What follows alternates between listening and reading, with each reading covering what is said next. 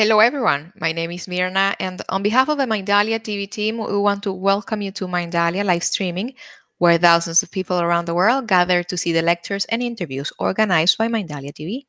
Today, with us, Angel Rebo, CEO, consultant, TV host, international public speaker, and president of the Whitson Perkins Foundation, is going to be interviewing Dorothy Kuhn.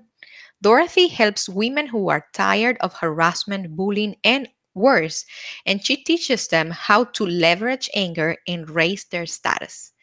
Before starting with them, we want to remind you that Mindalia is a nonprofit organization. Our mission is to share information that can help raise the level of consciousness around the world, and you can help us. How? Subscribing to our channel if you haven't done it yet, leaving us a positive comment on this video, or sharing it with someone that you know that is going to benefit from the content that we're sharing here today. Also, while we are live streaming, like right now, we have the active chat, the screen that you're going to be seeing here on my side. Through there, you can interact with us, you can do your questions, and the questions will be answered at the end of the interview. We just please ask you to follow the format, word question in caps, the actual question. Last but not least, Mindalia broadcasts from Monday to Friday in Portuguese through Mindalia Televisão, in English through Mindalia TV, and in Spanish through Mindalia Televisión. We want to invite you to visit our different channels, find out what we're having there on a daily basis, information as beautiful and as interesting as the information that we have here today. And also, we want to invite you to participate with your own valuable content. How can you do that? You just have to go to our website, click the link on the top of the page. That link is going to take you to a form that you can fill out for our technical team to contact you. I'm not going to delay this any further. I'm going to leave you with Dorothy and with Angels. Guys, welcome to Mindalia live streaming. The screen is yours. Thank you. Thank you very much, Mirna, for the introduction. And Dorothy, welcome to Mindalia TV. How are you today? I am well, Angel, and delighted to be here on Mindalia TV with you. Thank you. We're super excited to have you. Thank you very much for accepting our invitation, and thank you very much for the journey that we're just starting now. Well, my pleasure. How shall we begin? All right. So tiring. Women are tired. Why are they tired, Dorothy? You know, in recent, they're really tired because, particularly in developed countries, we know that equality is the holy grail that we seek, and it's a struggle, like anything in life, to get to it. And sometimes people are up for the challenge, and sometimes they're just tired of it. And with recent news, here in the U.S., women are speaking out more. They're sharing their stories more, and that is both uplifting and exhausting. And do you think that they are always heard? Heard? Heard, yes. No. In fact, oh my gracious, somebody is making a lot of noise outside my window. Okay, we can hear it. Oh, good. So you have great isolation. Yeah, they're. And ask your question again. The noise distracted. Yeah, no worries. Yeah, I was asking you if, besides what they have to say, my question was: are they really heard? Are they heard? No, generally not. And we had that play out on the national stage just last month, or just a few weeks ago, with the whole Supreme Court thing. And it is one thing to be politely heard, and it's another thing to be heard, with mind, heart, and soul, so that your words are counted for something. And those are two very different things energetically. So why do you think they are not heard then? If they have so many things to say and they are not heard, why? So this is a really great question, and the answer has got two pieces. One of those pieces has to do with our biology, how it is that we sort information, and certain information comes in, and certain information just like it hits the force field and falls to the ground. We don't even notice it, and our biology is wired to do that for us for a very good reason. And most of the time it serves us, but nothing's perfect all the time, right? Everything has pros and cons. And the other reason is social stories, the stories that we tell, ourselves and other people. And those social stories are repeated through social media and advertising, which in developed countries is a multi-billion-dollar industry, to keep certain people in certain, we think about people in a certain way. And sometimes that way is empowering, and sometimes that way is puts people at a lower status. And the magic of the work that I bring is that you can take those stories and bend them, and you can reach into somebody's mind with a very brief interaction that opens their mind, as opposed to puts them in defense mode. Could you give me an example? It sounds fascinating. I'd be happy to give you an example. So I had a long career that was in military systems and telecom, and so I'm giving a presentation. This is I was working for Texas Instruments on the military side of the house back when before TI sold that to Raytheon, who has that division now. And we were working on radar systems. It was a whole team of us, and we were up-leveling the algorithms. So really techie stuff. I'm a geek at heart. I graduated in physics and math. So that was well in my wheelhouse. So, every once in a while, our customer would come in and we'd do a debrief, and everybody on the team, like 10 people, would have their turn at bat, so to speak. So it's the bird colonel who is sitting across the conference room table. I'm third up, and sitting beside him is this phalanx of lieutenant colonels, So heavy presence there. We just wanted to, do our best and share the information cogently. So I'm about a minute, maybe two into it. This is radars. And radars, send out information. It bounces off the target and comes back, and we read that signature, or the equipment does. And so we had some special tuning to the algorithms we were doing there. And so 2 minutes in, the bird colonel says, we don't believe the radar, don't you? I didn't expect that. I just took a deep breath, and you don't know what to say in that moment. I didn't. But I knew two things that were critically important.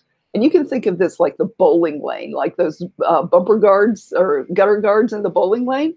One was I could not disrespect my customer and a full bird colonel in the U.S. military. And the other one was I could not look weak in front of my team. Couldn't. And so I just took a deep breath and let that, kind of sink all the way down to my belly, that well of wisdom, so to speak, and took a breath. And I was like, what am I going to, I don't know what to do. I took another breath, and it came to me. I turned around, pointed up on the screen and said, I've arranged in my data, and just went on with the presentation. And, he was fine. So I'll do a little debrief after the rest of the story on what that interaction meant. But we went through the rest of the meeting. Everybody else presented. The bird colonel and his phalanx of lieutenants left. We did our little debrief afterwards. As we were leaving the conference room, nobody else had said anything about that interaction. As we're leaving the conference room, my teammates, who are all men, are like, pat me on the back. Kuhn, you totally owned that situation. It's been a jerk to us for years. Nobody knew what to do about it, and you did it. So that's the kind of lifting your status move that anyone can learn how to make. And what I did in that moment, and I just did this unconsciously, in order to train other people, I've had to go and break it down into all those little tiny steps which isn't a lot, but it's more than one. And when you are an executive like that bird colonel is? When you're an executive there, and you get to come in, and your job, your duty, your responsibility is to assess, is this work that's being done solid? And do you have time to dive into the details of each and every one of the 10 presenters for the day? No, no. And so the most effective tool that leaders in that position have is to challenge you. And they can challenge you for good reasons or just because they're having a bad day and feeling mean. It doesn't matter. Though these kind of the 13-second rule which is the longest it's ever taken me to turn a situation like that around. That's where that name comes from. In fact, it comes from this very interaction. It was the longest interaction that got me to a place I wanted. And it, they have to know you're solid. And if you come back in a way that is respectful and tells them that you're solid, then they've got the best bead they can get in a short amount of time that your work is worthy. Wow. So there's 13 seconds of silence after that question from that very high ranked individual. What was the first thing that you said? I mean, was it related to his question, or it was just your presentation about the subject? I completely ignored his question, his comment. In that 13 seconds, all eyes were on me. Now, this is a very high status situation. When you are commanding the attention of the room, it's very high status. Nobody knew what I was going to do. And, there are a handful of things that really are very attractive and very intriguing to people. The ability to control time, the ability to speak briefly, to get to the point well, to tell a story that's really engaging and as predictable as valuable as people like predictability to be. Another high value thing to do is to be unpredictable. And nobody knew what I was going to do in that moment. And when I just turned around and went on, bam. Awesome. Outstanding. Yeah. So do you think this is a situation that women find at the workplace very often? I have found it, from time to time. It's not that it comes up real often, but it comes up often enough. The question in these challenge moments is, our brains. Can I go into a little bit of brain biology here? Oh, absolutely, please. Okay, good. So our brain has got three major parts that really contribute to decision making. One of them's the neocortex. It's the part we go to school for. It's our conscious mind, and it's the biggest part of our brain. It does language, it does mathematics, it does features, benefits, pros and cons, all that kind of stuff. It makes almost no decisions at all. Those decisions are made in the part of the brain that wants something. And those are the two other parts. The next part is the midbrain. It processes social interactions like we're having right now. And the questions that the midbrain asks are, am I in? Am I out? Is my status up? Is my status down? Those kinds of, they're connection related questions. And that's a survival thing that's so important because when you're, thinking back when we lived very close to the land in caves or whatever. If you weren't in the group, those small groups that we used to live in instead of big cities like now, then if you weren't in, you were out for a few days and then dead, So it was really important to stay connected to the community. And that's what that part of the brain is really good at processing, those social interactions, up, down, in, out. And you always, most social interactions are kind of on par. And that stuff goes back and forth pretty smoothly. But where the 13-second rule comes into play and is so incredibly useful is when somebody does a high status move to de-status you, and how you flip that around so that you gain the high ground. And when you do that with a bit of fun, it's it's amazing how much your status goes up. And then the third part of the brain is that crocodile brain, that brainstem, the part that, asks just 4 questions. There's something in front of me. Am I going to eat it? Am I going to kill it? Am I going to run away from it? Or, in the sense that the species must persist through time, am I going to mate with it? We're not doing that here. So, that part of the brain is just assessing danger or opportunity. Danger or opportunity. That's it. Wonderful. So you were trying to tell me a little bit the biology of the brain. How does that affect, especially the way that women interact with men? It affects everything about every human interaction. It controls that human interaction, and the way it does that is by we all have a point of view about something in particular. You can think of it as a frame through which you see the world. There's a lot of other ways you could see the world, but your point of view allows a certain kind of information to come in, and information that doesn't fit in that frame doesn't come in. And the reason that happens is because, all of our senses collect a zillion terabits of data, every moment. And could you process all of that? No, it simplifies what's important enough to make it in. And if it doesn't comport with what you already know and believe and value, it will not make it in. So speaking to somebody else's mind in a way that is high status, that goes in. It goes into every person's frame. In a way that is that's intriguing, and in a way that doesn't necessarily that doesn't say they're bad or wrong for believing that thing, for having that point of view, but it shakes it. It kind of shakes their box just a little bit, and that's powerful. That's influence. How would you recommend? Because again, going back to the initial statement. Women that are tired, women are tired. What would you say are the most common things that women are tired for? Tired of? Not being the 9 things that women have told me very consistently are they're tired of mansplaining.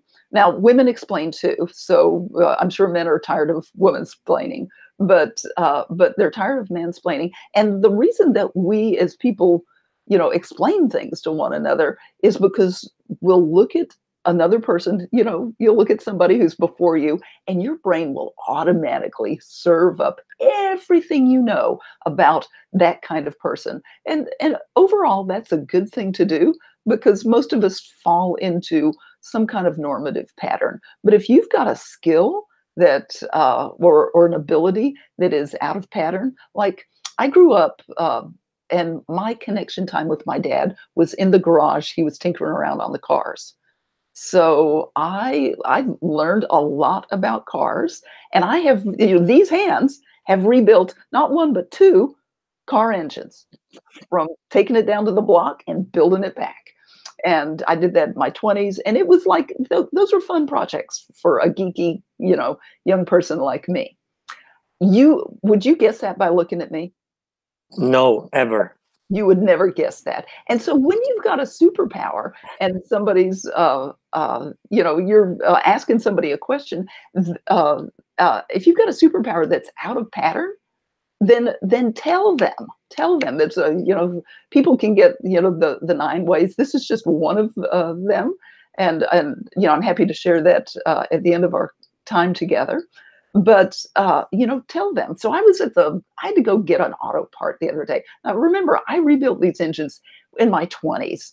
Do I remember the names of all those parts like that? No, I have to kind of dig through my memory to get it. I needed a part at the auto store. And so I'm struggling to remember the name of this part. And this guy at the counter, Angel, he's looking at, you can just imagine what's going through his head. Oh, another person who doesn't know anything about cars. I mean, they deal with people who don't know anything about cars all day long. And, when they get that rare person who knows something about cars, they're just like,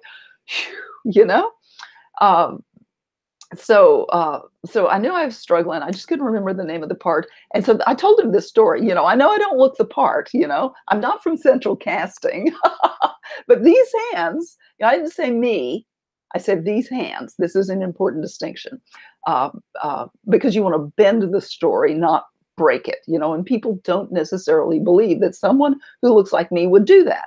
So just distancing myself just a little bit with these hands was powerful, and said, told him that had rebuilt those 2 car engines, and you could just see the tension melt off of his face and shoulders. He's like, oh, good.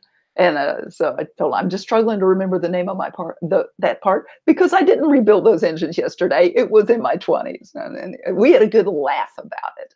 And so, tell people what it is that they cannot know your superpower. They will infer it from what you look like. Absolutely. What about the rest, the other 8? The other 8, oh gosh, that would take a good while for us to go over. But one of them is that mansplaining. One is the she doesn't know what she's doing look. One is that destatusing. It's the story related to the bird kernel. So there are a whole handful of them, and people can get that. You want me to tell folks? No. I mean, I just wanted to have an understanding that what kind of how the others look like. Yeah, it's fascinating. I'm really enjoying your explanation, and there's so much into the human interaction. So, how do you think that what's that thing that the women need help and your support for? So what women tell me is that they're so tired of not knowing what to do in the moment, and beating themselves up for it, and not getting a good night's sleep that night, and pardon me, being mad about being destatused. They don't use that word, but considered less than, and all of those things. They'll just ruminate on that overnight, get a rotten night's sleep, get up the next day, be grumpy to their families and kids because they're still mad about that situation. They don't know what to do, and it's. And in 13 seconds, you can turn that around. Even really inappropriate situations that women and men fall into from time to time. You want a story on really inappropriate stuff?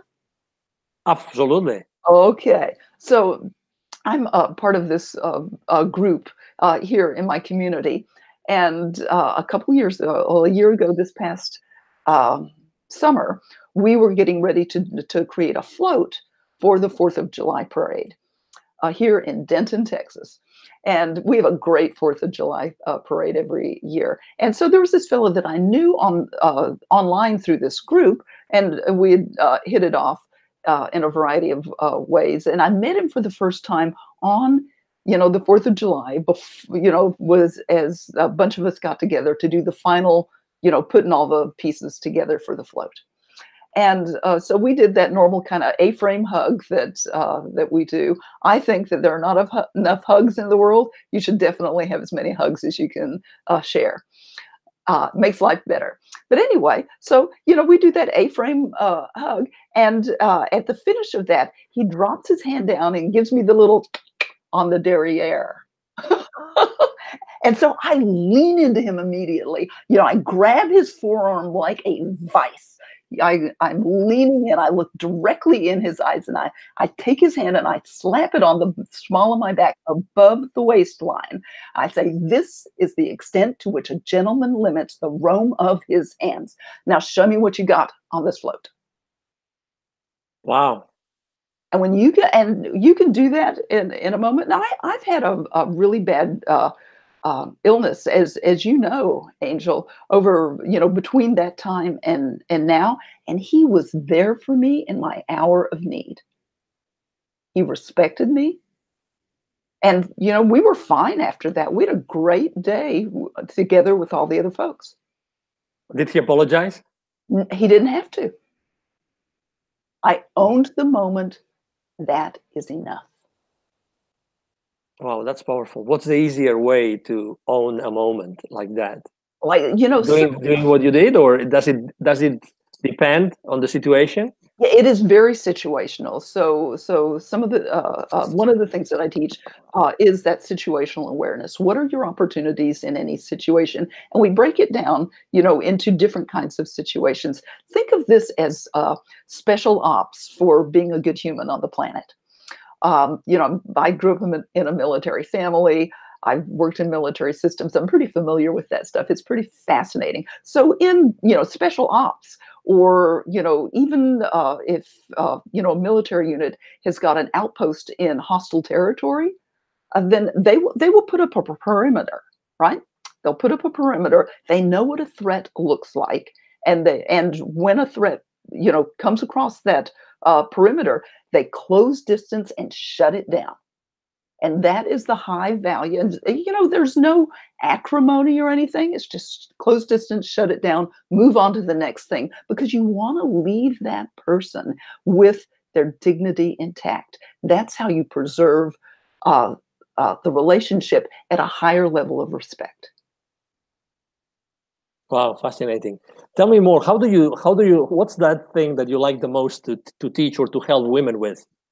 Oh, really? My favorite thing to teach is the 13-second rule, and, all the situations that can call into play what it is to do there. I grew up, as a little girl, I grew up thinking that if I was nice and hardworking, that everything would turn out okay.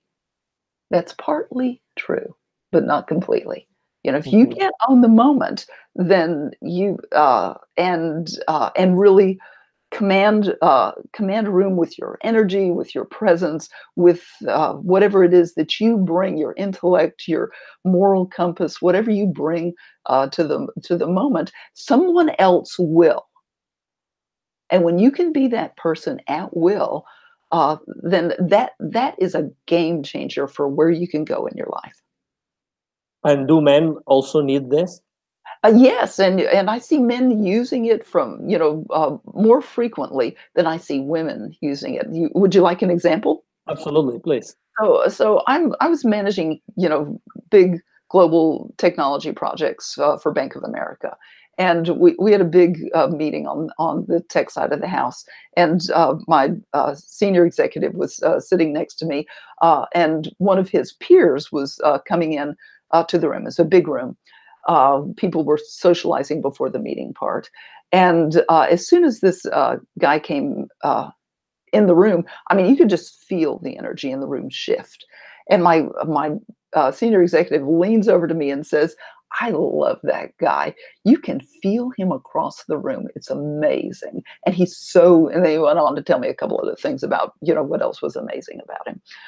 But when you learn how to, it takes a lot of inner peace and cleaning up of, fear related things, which everybody has. It's a part of being human.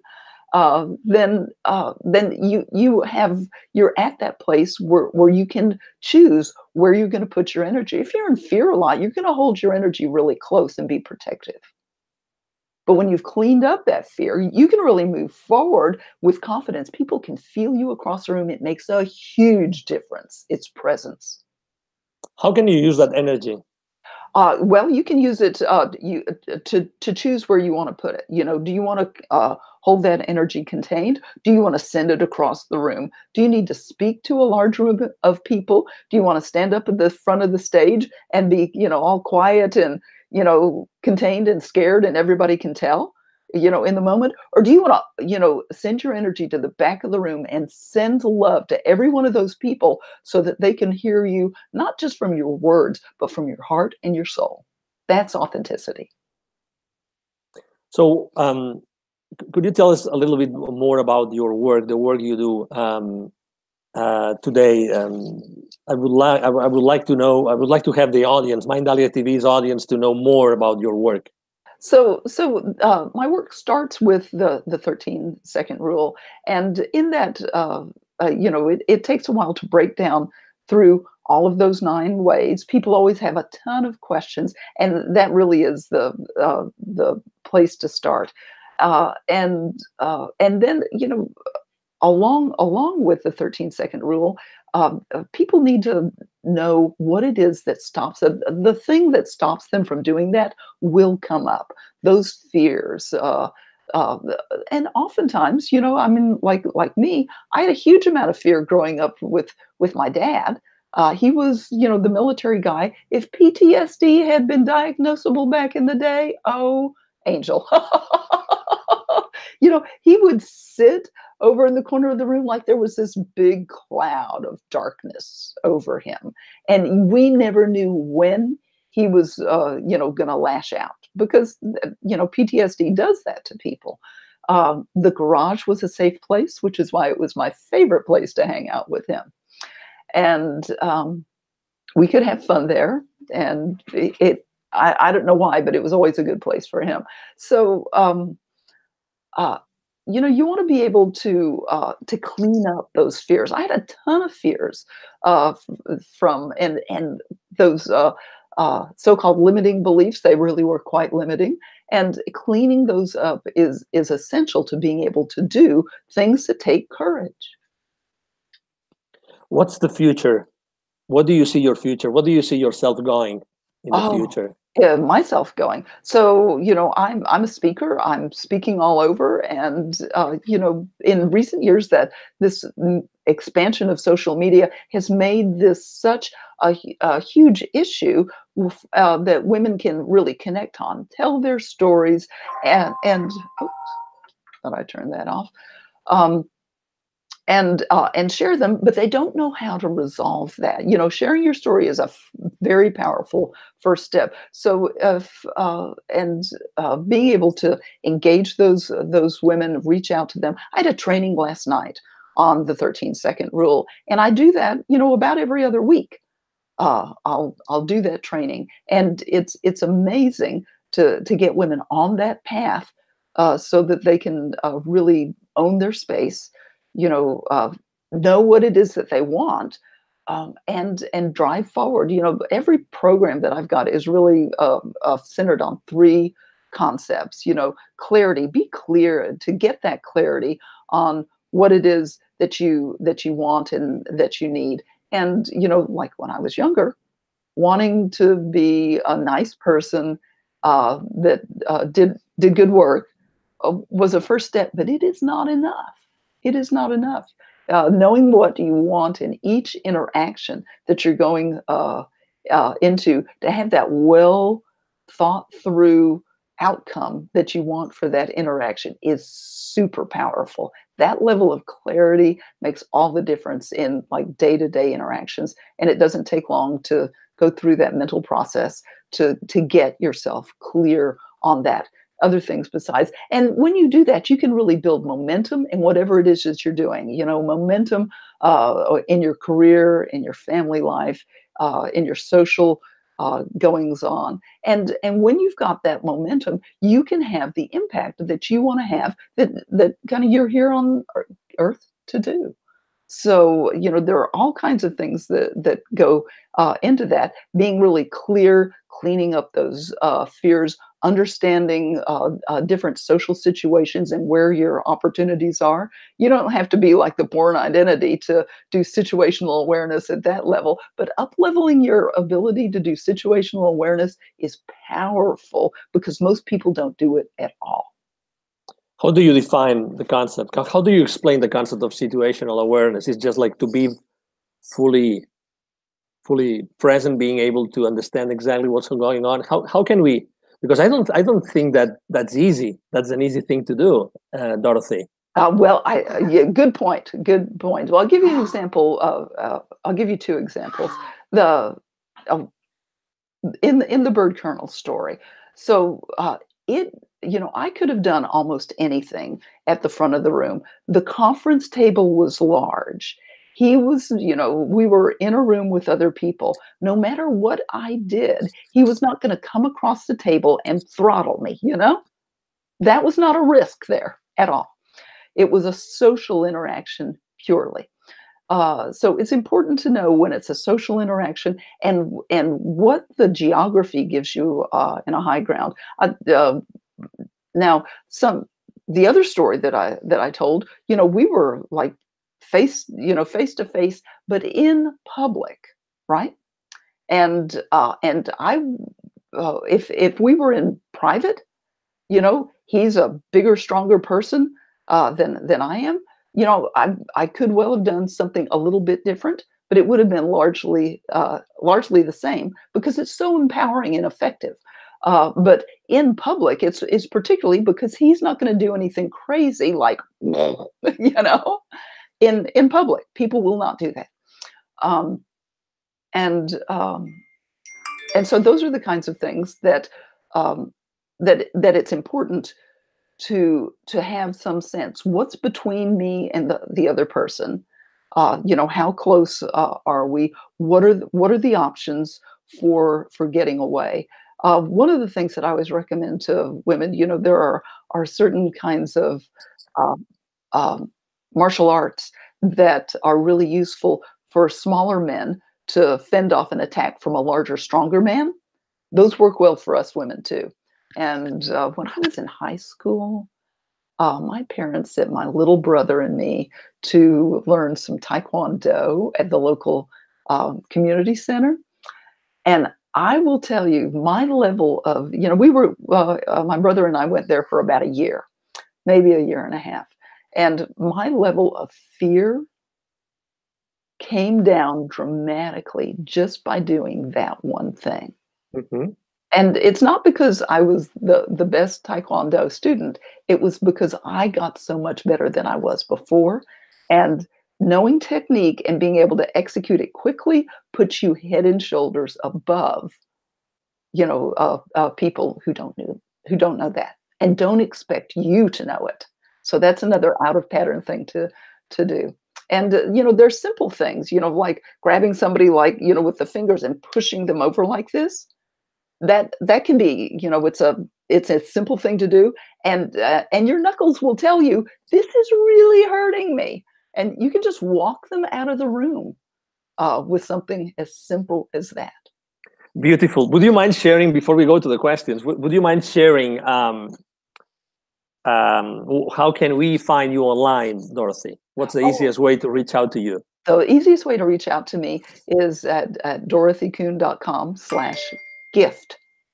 So that's the front door, and it's just and what you'll get there is you'll get the 9 ways, which you'll get it. It's called "What do I say to that?" Because so often women ask me, "What do I say when?" And then they'll describe some really uncomfortable, awkward, icky situation. Like I had somebody just recently who was she didn't want to go to a meeting. She did not want to go to this meeting with this guy. It was a social kind of meeting. And, he had inappropriate banter from the beginning to the end. She wanted to leave early on, but she didn't know how to get out of that meeting. Right? She didn't know how to leave until he was done.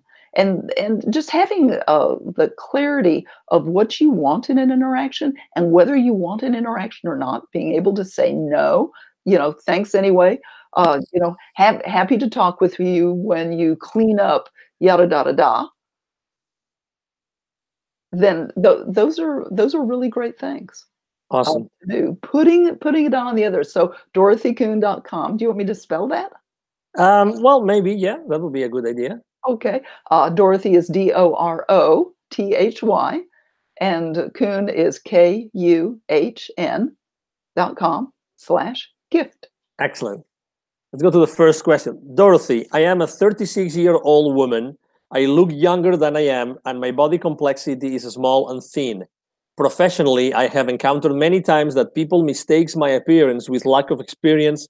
Sometimes they also mistake physical beauty with being dumb. How should I address myself to give a powerful and clever first impression? That is a great question. So it's a great question. So one thing I don't. So you and I have a lot in common, dear questioner. I'm not short. I'm 5'9", but I'm very thin, and I just almost always have been. And so it's really important how we carry ourselves. how we breathe. She who breathes slowest wins. You will signal, people will catch from you how fast or slow you're breathing. And a scared animal is panting, and you don't want to breathe in that shallow, panty kind of way. I don't know if you do that or not, but taking shallow breathing out. Now, shallow breathing is something that we do when we have a lot of fear, and we do it automatically when we have a lot of fear that we haven't cleaned up yet. And so cleaning up old fears, did I make a million like unhelpful meetings growing up as a child with a PTSD dad? You bet I did. I had a lot of stuff to clean up from. And so when you clean that up, that helps you be able to not only just breathe slower, but to, stand with your shoulders relaxed, with your clavicles, out, instead of, in this kind of protective pose. So those are three things right off the top of my head that are truly helpful in being able to do, and things that I help my ladies learn how to do all the time. Excellent. Next question. Sometimes a female-only environment can be way more challenging than a mixed environment. How can we position ourselves among other women?